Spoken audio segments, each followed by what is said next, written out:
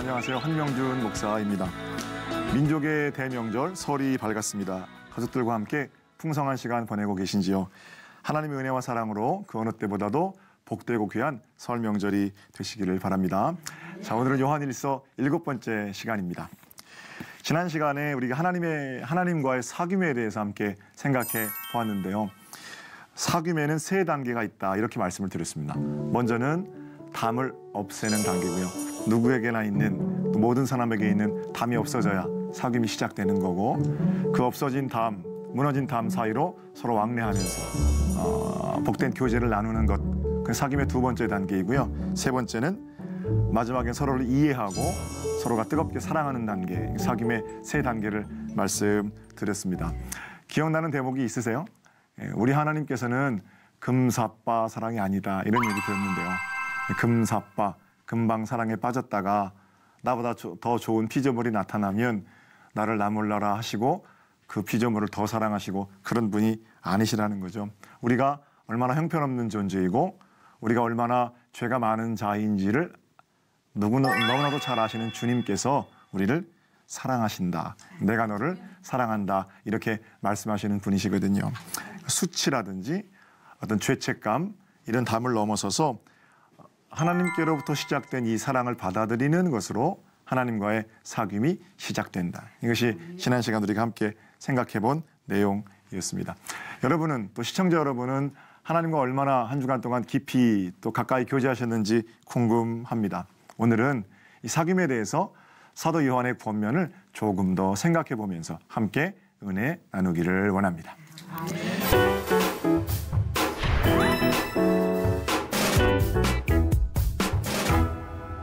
요한 사도는 하나님과의 깊은 사귐을 위해서 우리가 2가지를 알아야 한다, 이렇게 말하거든요.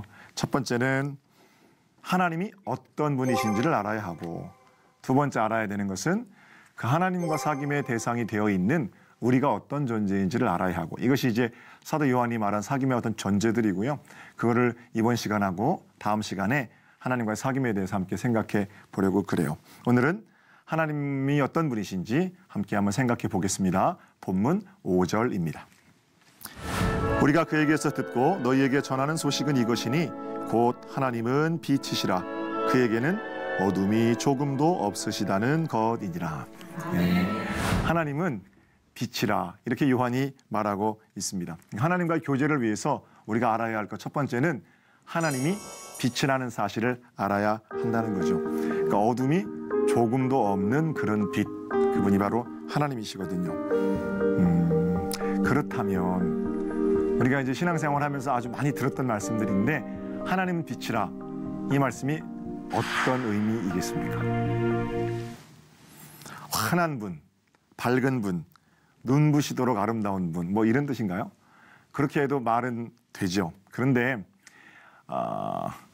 이 본문을 읽고서 하나님이 빛이시라는데, 그래서 밝으시다는데 어느 정도 이상의 밝기를 가지신 분인가, 이렇게 생각하는 것은 좀 곤란한 것 같아요. 사도 요한이 하나님이 누구신가에 대한 어떤 자신의 마음을 담은 최고로 절제되고 좋은 표현, 하나님은 빛이시라 라는 그런 표현이기는 합니다만, 하나님이 몇 룩스 이상의 밝기를 가지신 분이다, 뭐 이런 걸 설명하고 있는 본문은 아니거든요. 최근에 하나님의 창조를 과학으로 풀어보겠다, 이런 분들이 계신데, 창조가 과학으로 다 풀리면 그건 창조가 아니지요. 하나님을 증거하려는 노력, 어떻게든 창조를 설명해 보려는 과학적인 노력들은 굉장히 중요한 것이지만, 과학이란 과학의 자리를 지킬 때 의미가 있는 것입니다. 사실이기 때문에 믿는 것이 아니라 믿기 때문에 사실보다 더 큰 의미가 되는 것, 저는 그게 신앙생활 아닌가, 뭐 그런 생각을 해보는 거죠. 자, 그렇다면 하나님은 빛이시라라는 이 말씀을 우리가 어떻게 읽을 수 있을까요? 하나님은 빛이시라. 저는 이런 생각해 봅니다. 빛이 없으면 아무것도 볼 수가 없잖아요. 아무리 시력이 좋아도, 몽골 사람들은 시력이 9.0 되는 사람도 있대요. 믿을 수 있는 얘기인지는 모르겠어요. 그런데 그렇게 시력이 좋아도 빛이 없으면 눈앞에 있는 거 아무것도 볼 수 없거든요. 지식이 아무리 많아도, 경험이 아무리 많아도 단번에 어떤 사건을 보면 그 진리를 통찰할 수 있는 직관과 통찰력이 있어도 빛이 없으면 눈앞에 있는 사물조차 분간하지 못하니까요. 그런 차원에서 빛이 비추어질 때 눈앞의 모든 것들을 비로소 식별할 수 있다면 하나님이 빛이시라는 고백은 하나님이 계셔야 여러분과 저는 비로소 우리의 인생을 바르게 볼 수 있는 것이다. 이런 생각을 해보게 됩니다. 하나님은 영원한 빛 그리고 그 환한 빛 아래에서 비로소 지금 내 앞에 벌어지는 일이 복인지 화인지도 알 수 있는 거고 내 앞에 벌어지는 일이 어떤 의미인지 하나님의 생명의 빛 가운데에서만 바르게 볼 수 있다는 거죠. 제가 얼마 전에 교회에서 이제 삼손에 대한 설교를 했습니다. 준비하면서 제가 많이 은혜 받았는데요. 우리가 잘 알고 있는 대로 삼손은 나실린으로 태어납니다. 하나님께서 블레셋 백성들의 손아귀에서 이스라엘 백성들을 구원해낼 어떤 사명을 삼손에게 맡겨주시고 그 사명에 합당한 능력도 주시죠. 힘이 엄청나게 센 사람이었어요. 삼손에 대한 여러 가지 기록들이 있지만 나귀 턱뼈 하나 가지고 무장한 블레셋 군사 1000명을 무찌를 정도니까 그 삼손의 어떤 용맹함이랄까요? 또는 어떤 장군으로서의 능력 이런 것들은 뭐 가히 타의 추종을 불허하는 아주 탁월한 것이었으며 틀림이 없습니다. 그런데 그 삼손이 눈이 어두워졌잖아요. 힘은 아주 넉넉하게 가지고 있는데 눈이 어두워지니까 하나님의 빛 가운데에서 자신의 인생도 자신의 사명도 보지 못한 거죠. 사명을 잃었으면 물론이거니와 삼손은 미모 여인 들릴라 여색에 빠지게 됩니다. 그리고는 그 무릎에 누워서 사명도 모르고 발설해서도 안 되는 그런 자신의 힘의 비밀까지 발설하고 말죠. 결국엔 들릴라의 무릎 위에서 그 힘의 근원이었던 머리가 다 머리카락을 잘리고 말죠. 들릴라의 무릎 그 위는 삼손에게는 쾌락의 극치였을 겁니다. 그런데 어둠 가운데 있을 때에는 쾌락의 극치라고 여겨졌겠지만 하나님의 빛이 비추어지면 그 여인의 무릎은 파멸로 가는 길이죠. 하나님의 빛이 비추어지면 그 무릎이 파멸로 가는 길이었음을 비로소 바르게 보게 된다라는 겁니다. 그리고 나서요. 삼손이 체포되잖아요. 체포되고 눈이 뽑히고 짐승처럼 맷돌을 돌리는 그런 조롱거리 신세로 전락하게 되거든요. 성경이 참 놀라운 것은 그렇게 두 눈이 뽑히고 자기 인생 캄캄한 어둠이 되었을 때 삼손이 다시 눈을 뜨게 되는데 어떤 눈을 뜨게 되냐면 하나님의 생명의 빛 가운데에서 자기 사명을 발견하게 되는 거예요. 그리고 마지막에 하나님 조롱하는 사람들 하나님 저 못 참겠어요. 이번만 제게 힘을 주세요. 그러고 나서 죽을 때 자기가 살았을 때 무찌른 사람들보다 더 많이 무찔렀다고 그러잖아요. 언제 그랬다고요? 눈이 뽑혔을 때. 눈이 뽑히고 나서야 비로소 하나님의 생명의 빛을 보는 영적인 눈이 뜨여진 거죠. 내가 지금 서 있는 자리가 어떤 자리인지 하나님의 영원한 빛 가운데에서만 볼 수 있다. 이것이 굉장히 중요합니다. 그 세옹지마라는 말을 아시죠? 변방의 늙은이의 말, 그게 세옹지마입니다. 한 마리가 집을 뛰쳐나갔다가 탄식했는데 자기 부인을 데리고 왔나요? 암놈을 데리고 왔나요? 어쨌든 두 마리가 되어서 돌아오고 그리고 그 말을 타고 아들이 나갔는데 다리가 부러져서 슬퍼했는데 마침 오랑캐가 쳐들어와서 아들이 군대로 끌려가지 않아서 다행이고 그러니까 지금 눈앞에 벌어진 일이 화인지 복인지 세월이 지나야 알 수 있다. 이게 이제 변방 늙은이의 말에 대한 고사잖아요. 믿는 사람에게는 지나봐야 알 수 있게 하시는 세월, 그 세월의 주인이 하나님이십니다. 하나님의 빛 아래에서만 지금 내 눈앞에 있는 재물이, 건강이, 지식이 또는 잘 되는 일이 또 힘든 일이 이런 것이 무엇인지를 비로소 바르게 볼 수 있는 거죠. 어떤 상황을 만나셨습니까? 시청자 여러분은 어떤 상황 앞에 서 계십니까? 명절이라서 가족들 다 모이셨을 텐데 좋기만 한 일, 즐겁기만 한 일 그런 것만 있는 건 아니잖아요. 그럼 믿는 자로서 그 일이 복이 되려면 어떻게 들여다봐야 되겠습니까? 하나님의 생명의 빛 가운데에서 하나님이 이 눈물을 통해서 뭘 하기를 원하시는지, 하나님이 이 기쁨을 통해서 어떤 일들을 진행하기를 원하시는지 믿음으로 반응할 때 비로소 하나님은 빛이시라 그분을 모시고 사는 걸음이 되겠죠. 세상에 요란한 빛에 현혹되어 있는 그런 눈을 지그시 감고 우리 내면을 좀 들여다보면 하나님의 생명의 빛이 우리 영혼의 어떤 밝음으로 비춰오겠죠. 그때 우리가 하는 말이 있습니다. 그때 하나님의 빛 가운데에서 우리가 하게 되는 말 한번 따라해 볼게요. 따라 하시는 거예요. 아 하나님. 그래서 그랬군요. 할렐루야. 네. 믿음 안에 승리하시기를 바랍니다. 자, 하나님의 빛이시라. 두 번째 생각해 볼 것은 하나님의 빛 가운데 인생을 보는 사람들, 그런 사람들 어떻게 살아가는가 하는 겁니다. 공통점이 있어요. 하나님께서, 세월의 주관자이신 하나님께서 이 모든 것들을 가지고 또는 통해서 하실 일이 있다고 기대하는 사람들은요, 어떻게 사냐면 조급하게 살지 않습니다. 자기 인생을 함부로 대하지 않습니다. 또는 자기 인생을 어떤 틀에 구겨 넣으려고 강제하지도 않습니다. 세상이 말하는 규칙, 그것 가지고 기뻐하고 슬퍼하고 그런 게 우리 인생이지만 살고 죽고 하는 문제를 여기지 않습니다. 왜냐하면 하나님께서 그 일을 통해서 하실 일들이 보이기 때문에 그래요. 많은 선배 목사님들이 계신데 기도 많이 하시는 분들, 영성이 깊으신 분들이 계셔요. 근데 그분들의 공통점이 있어요. 어떤 공통점이 있냐면 충분히 속상할 수 있는 상황이고 충분히 서운해할 수 있는 상황인데 그런 분들에게 선배님 죄송해요 이렇게 제가 사과를 하면 한 목사님 아직 때가 아닌가 보지요. 그러세요. 한 목사님 하나님께서 적당한 때 복된 일들을 해가시겠지요. 너무 미안해하지 말아요. 그러면 제 말 얼마나 좋은지 몰라요. 그런가 하면 뭔가 잘된 일이 있어요. 선배님 축하드려요. 너무너무 기쁘시겠어요. 막 그렇게 얘기하면 한 목사님 하나님께서 참 복되게 하시는군요. 그러니까 그 목사님하고 통화만 하고 나면 아 하나님이 하시는 거구나 이렇게 생각하게 된다라는 거예요. 자기 삶을 하나님의 기준으로 보니까 이런 말들이 가능한 겁니다. 힘들고 어려운데 왜 속상하지 않겠어요? 기쁘고 즐거운 일이 있는데 왜 춤추며 뛰고 싶지 않겠어요? 그럼에도 불구하고 하나님께서 나를 보시는 것처럼 나를 보는 자들, 그런 자들의 삶의 모습이죠.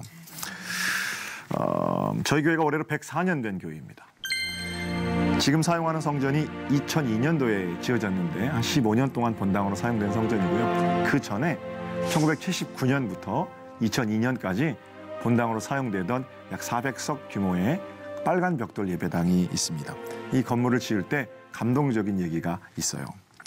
차분하고 꿈 많은 믿음 좋은 소년이 있었는데요. 경기도 송탄에서 번성마을에서 태어났습니다. 지금은 평택이 되었습니다만 서정립 교회에서 예수를 만나고 예수를 믿고 세례받고 그리고 예수 믿는 청년이 됐어요. 믿음 좋은 부모 밑에서 엄격한 신앙 교육을 받고 자랐습니다. 장성에서 공군에 입대했고 무사히 제대했습니다. 그런데 어느 날부터 몸이 아파오기 시작하는 거예요. 당시의 의학으로는 선생님들이 여러 병원에서 진단을 해봤지만 고칠 수 없는 병이었습니다. 어느 날 청년은 부모를 앞에 두고 이렇게 병상에서 유언을 합니다. 아버지, 만약 하나님께서 제 병을 고쳐주시면 저는 신학교에 가서 목사가 되겠습니다. 그러나 하나님께서 만약 저를 데려가신다면 제게 돌아올 유산을 새 성전을 짓는 일에 사용해 주세요. 그리고 유언을 하고 27세의 꽃다운 나이로 하나님께로 가죠. 당시에는 새 성전을 준비하고 있을 때였는데요. 주님께서 27세의 청년을 데려가시는 이 청년의 이름이 뭐냐면 조순구라는 청년입니다. 그의 아버지가 조동국 권사이시고 그의 어머니가 권진관 권사이신데 그분들은 막내 아들의 유언을 잘 간직했다가 그 유언대로 막내 아들에게 돌아갈 유산을 정리해서 성전 건축 원금으로 바치게 됩니다. 그 당시에 젖소 3마리 값이라고 그래요. 젖소 3마리면 여러분 모르겠습니다. 지금은 시세가 어떤지 몰라도 당시 대단한 거죠. 그 일에 감동한 성도들이 헌금을 모으기 시작했고 힘을 모으기 시작했고 그래서 그 성전이 빚 없이 완공될 수 있었습니다. 자, 제가 이 말씀을 드리는 거는 27세 믿음 좋은 건강한 청년, 죽음, 이거 어둠이잖아요. 슬픔이잖아요. 그런데 그 조순구 청년은 지금도 우리 서정교회 백사는 역사 가운데에서 반짝반짝 빛나는 별입니다. 하나님의 빛 가운데에서 자기 인생을 보니까 자기 인생을 27년밖에 못 살게 하시고 데려가시는 하나님, 그 하나님이 야속할 법도 한데 하나님께서 하실 일들, 하나님께서 진행하시는 일들 가운데 들여다본 인생은 하나님 안에 참 귀한 것이고 또 하나님이 하실 일들 때문에 빛 되신 주님의 조망하심 가운데에서 복된 일들로 죽음마저도 승화되어 가는 거죠. 우리 또한 우리 가운데 있는 수많은 어둠들을 그렇게 하나님의 빛으로 보아내는 능력이 있을 때 우리가 어떤 슬픔이 다가온다고 할지라도 심지어는 죽음이 우리 가운데 몰려온다고 할지라도 그 모든 것들을 생명의 빛으로 바꾸어가는 그런 복 있는 삶이 가능하지 않을까 그런 생각도 해보게 됩니다. 자, 이런 사람들이 하는 말이 있는데요. 한 번만 더 따라해 볼게요. 저 따라 하시는 겁니다. 아직 때가 아닌가 봐요. 한 번 더 할게요. 하나님께서 하시겠지요. 할렐루야. 네. 억지와 강제, 안 되는 걸 막 전투적으로 금식하고 처리하고 그것도 믿음이지만 하나님이 비춰주시는 빛 가운데 조급함이 아니라 찬송하며 은혜 가운데 살아가는 2018년 새로운 시작이 여러분들의 것이 되시기를 우리 주님의 이름으로 축복합니다. 자, 두 가지 생각해 봤죠. 하나님은 빛이시라. 세 번째로 하나님의 빛 되심을 발견하고 살아가는 자들, 그리고 그 빛 가운데에서 자신의 인생을 강제하지 않는 사람들, 하나님은 빛이라는 것을 깨닫는 자들이 해야 할 일인데요. 세 번째는 이 빛은 전하면 전할수록 더욱 밝아진다는 사실입니다. 유한한 빛이라면 우리 마음 가운데 빛을 전해주면 여기는 좀 비어야 되겠죠. 한계가 있는 것이라면, 상대적인 것이라면 한쪽이 많으면 한쪽이 적은 것이 당연하지요. 그러나 하나님의 빛은 영원하고요. 이 빛은 전하면 전할수록 소진되는 것이 아니라 더 밝아진다는 특징이 있습니다.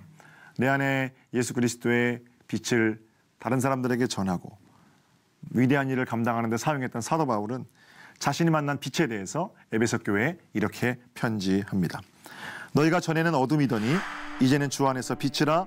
빛의 자녀들처럼 행하라. 사도 바울은 우리가 예외 없이 전에는 어둠 가운데 사는 자들이었음을 고백하고 있습니다.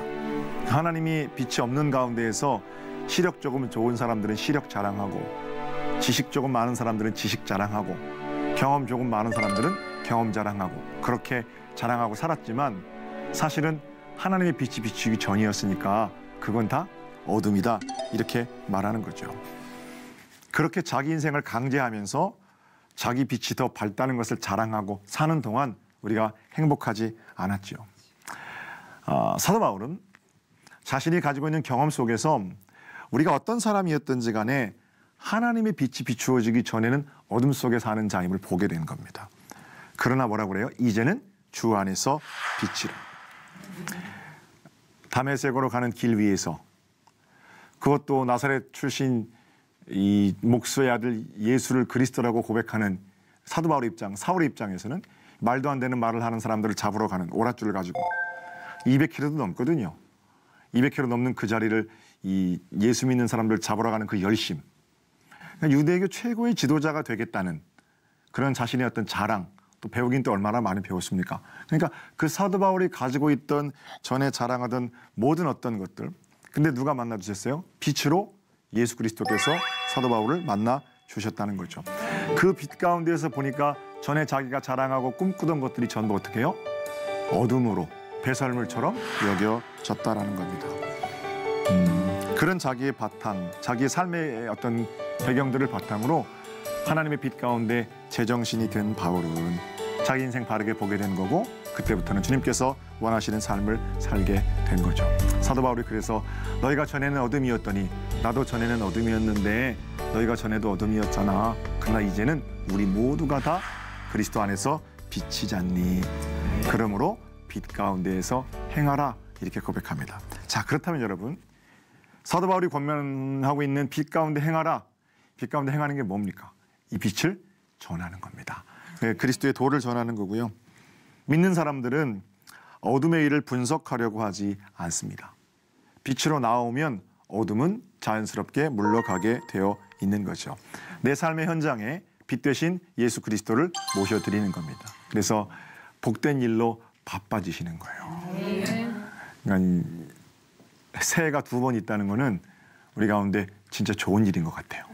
1월 달에 한번 탁 마음 잡았다가 한 2월 중순 또 2월 말쯤 되면 이제 어느 정도 마음이 좀 시들시들해지잖아요. 그때 다시 한번 새해를 주셔서 이제 올해도 하나님께서 일어나라, 네 빛을 발하라 다시 한번 말씀하시는구나. 이렇게 지나간 뭐 한 달여를 반추해 보면서 다시 일어날 수가 있는 거죠. 이 과정에서 내가 노력해서 어둠의 일을 끊어내는 것이 아니에요.